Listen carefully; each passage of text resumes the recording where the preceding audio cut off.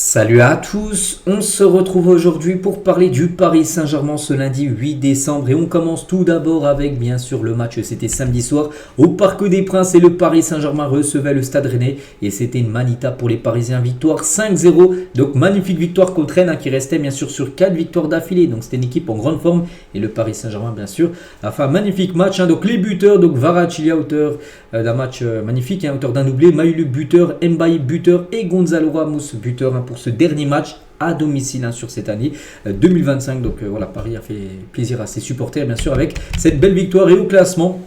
Donc Paris reste toujours deuxième. Pourquoi? Parce que Lens s'est imposé également. Lens s'est imposé 2-1 du côté de Nantes. Donc voilà, même écart. Lens 34 points, le PSG 33 points. Un point d'écart entre Paris et Lens. À noter que Marseille s'est incliné parce qu'ils étaient aussi au contact du PSG. Et du coup, il y a un petit creux entre le deuxième et le troisième de 4 points. Mais c'est surtout maintenant Lens. Il va falloir que Paris dépasse bien sûr cette équipe pour retrouver cette place de leader. Bon, on est seulement la 15e journée. Il reste encore, en tout il y a 34 journées, donc il reste encore beaucoup de matchs bien sûr de Ligue 1 avant la fin du championnat. Toujours tiens sur ce match, sur cette magnifique victoire 5-0, quelques infos. Tout d'abord, tiens, c'est un nouveau record les gars, donc 40, c'est quoi ce chiffre donc 40 matchs de Ligue 1 consécutifs au Parc des Princes avec au moins un but inscrit. Voilà pour l'équipe parisienne. Voilà, ça c'est un nouveau record bien sûr dans l'histoire de l'équipe parisienne. Un autre record, tiens, là sur cette saison avec 16 buteurs différents. Le PSG est la menace offensive la plus diversifiée d'Europe cette saison. Dans le top 5 européen, donc les Parisiens sont premiers avec 16 buteurs différents. Devant le Bayern Munich, Brighton et Lille, où eux ils ont 13 buteurs différents. Ça veut dire que le danger peut venir de partout. Des attaquants, oui, mais des milieux, des défenseurs. Il y a eu 16 buteurs différents cette saison du côté de Paris, c'est un record dans les gros championnats européens. Toujours avec cette équipe parisienne, avec ses 5 nouveaux buts inscrits, donc c'est simple, le PSG inscrit son 170e but. En tout là 170 buts en compétition officielle en 2025 depuis le début d'année janvier là 170 buts inscrits. Le record du club les gars c'est 172 buts, c'était en 2017 de janvier à décembre 2017 172. Le PSG est à 170, il reste encore 4 matchs à disputer. Donc voilà, sur 4 matchs, si tu marques 3 buts, tu auras le record de l'histoire pour une année civile du côté de Paris. Et tu peux même aller chercher le record mondial. Et c'est le Barça qui le détient en 2015. En 65 matchs, ils avaient marqué 180 buts. Le PSG est à 170. Il reste 10 buts à marquer, mais il reste 4 matchs à jouer. Regardez, si tu fais le même score que tu as fait là contre Rennes, si tu en mets 5, voilà, même si tu en mets à chaque fois 3, tu peux 3 fois 4 ça fait 12 tu peux revenir et battre le record du Barça, on verra voilà, parce que tu peux aller le chercher bien sûr ce record, on verra, mais en tout cas certainement le record en tout cas du côté de Paris 172 pour être battu et certainement d'autres. Tu as une autre info aussi concernant Luis Enrique, les entraîneurs comptant le plus de victoires avec le PSG sous QSI en compétition officielle, ça il dépasse Thomas Tuchel qui est à 95 victoires, Thomas Tuchel en 127 matchs. Et Enrique, c'est 96 matchs gagnés, donc un match de plus que Thomas Tuchel en 139 matchs. Le record, c'est toujours Laurent Blanc, 126 victoires en 173 matchs pour l'ancien coach parisien. En parlant de Luis Enrique, il est en conférence de presse. On va revenir sur quelques déclarations sur ces 2 pages-là. Donc tout d'abord, une soirée presque parfaite. On est content, on a marqué 5 buts sans en encaisser. Rennes a très bien joué et ne méritait pas cette différence de but. En gros, on a été très efficace et très positif. Donc Zarbani était absent, est-ce en rapport avec la titularisation de Safonov? Donc il a été énervé, il a dit, c'est incroyable, chaque fois que vous posez une question, c'est pour créer un problème. Il est malade, simplement, il était malade ces 2 derniers jours, pas de polémique, il était malade. Voilà, même s'il y en a qui disent en gros que Zarbani a été prétendu malade parce que c'est vrai que Safonov allait jouer, vu que Chevalier était blessé, il ne voulait pas être dans la même équipe en gros que le gardien. Voilà, bref, en tout cas, lui Enrique dit qu'il était malade, c'est pour ça qu'il était forfait. Question journaliste, donc 5 buts par 5 attaquants, qu'est-ce qui a changé cette semaine? Rien. Voilà. Comment analysez-vous une rencontre où tout se passe bien en ce moment en Ligue 1? Il y a des équipes qui jouent très bien comme Lens qui est premier et qui le mérite. C'est une motivation pour nous d'avoir une lutte plus serrée bien sûr vu que pour l'instant Paris n'est pas premier. On veut s'améliorer bien sûr chaque semaine. Donc également une autre question, donc pourquoi certains étudiants comme David Boly convoqués ne jouent pas alors que d'autres ont leur chance, comme Mbaye, des jeunes joueurs lui jouent plutôt alors que Boly lui joue très peu, même jamais. Je ne fais aucun cadeau, il a dit quand un jeune, un Titi joue, c'est qu'il mérite de jouer, il veut tous jouer un je préfère faire jouer ma grand-mère, mais pas de cadeau.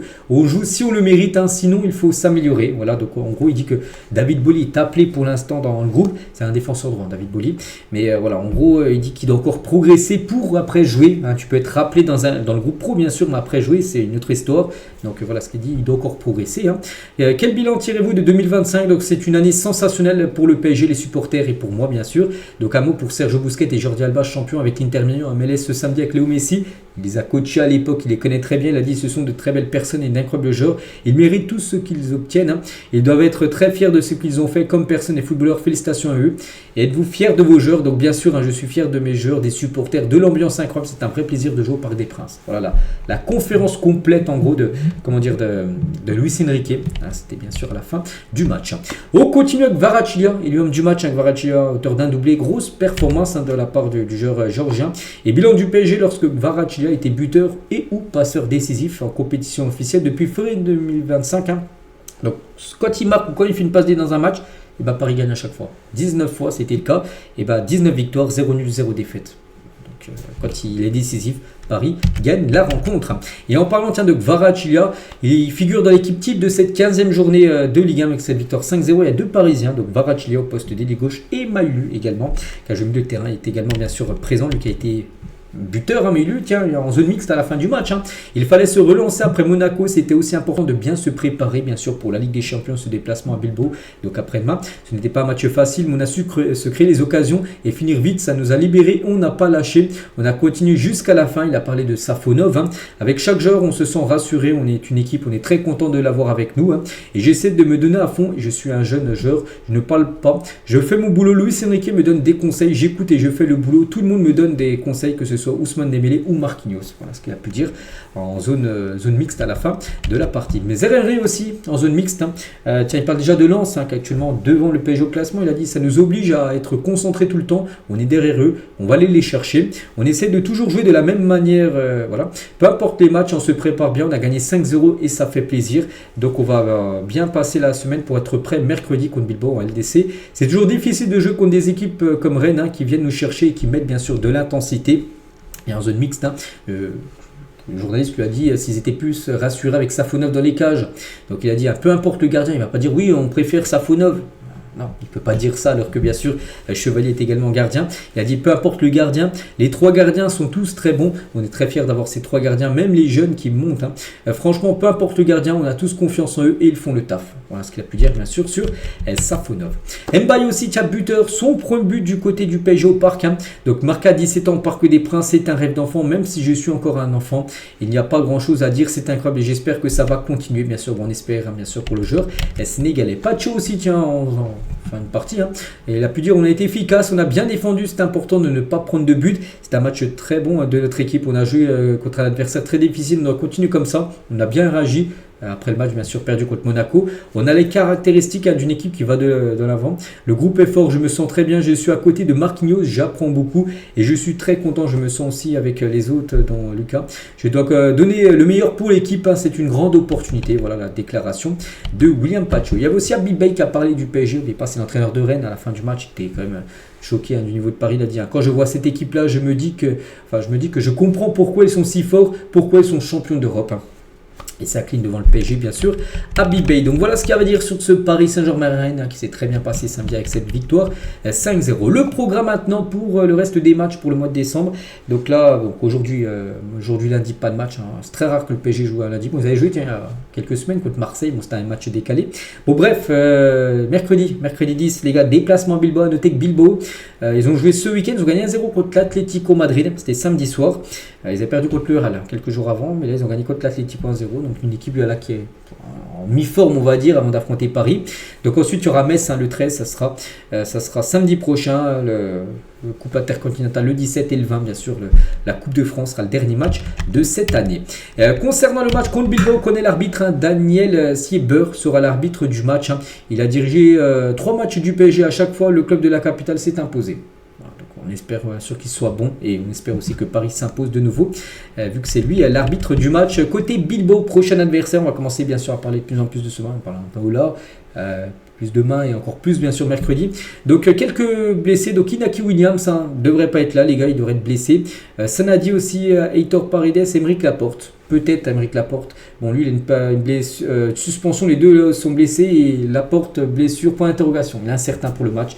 Donc voilà, concernant cette équipe espagnole. On continue cette fois-ci, on va parler de Lucas Chevalier, c'est vrai qu'il n'a pas gaulé. Safonov, les gars, fait un bon match. Et tiens, on va finir aujourd'hui avec ça. Est-ce que Safonov doit être titulaire face à Bilbao? Parce que Safonov, les gars, fait quand même une belle partie face à Rennes. Il y a court terme, les gars, pour l'instant, d'après les journalistes de l'équipe, les gars, à court terme, il me paraît illusoire d'imaginer un basculement dans la hiérarchie. Que voilà, Chevalier passe numéro 2 et maintenant Safonov passe numéro 1. On ne pense pas ça.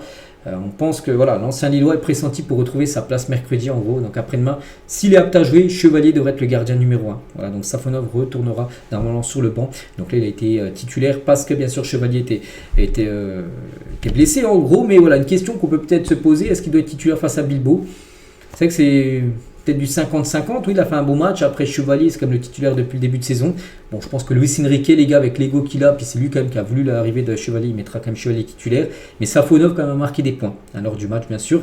Donc samedi soir, face au Stade Rennais, on verra.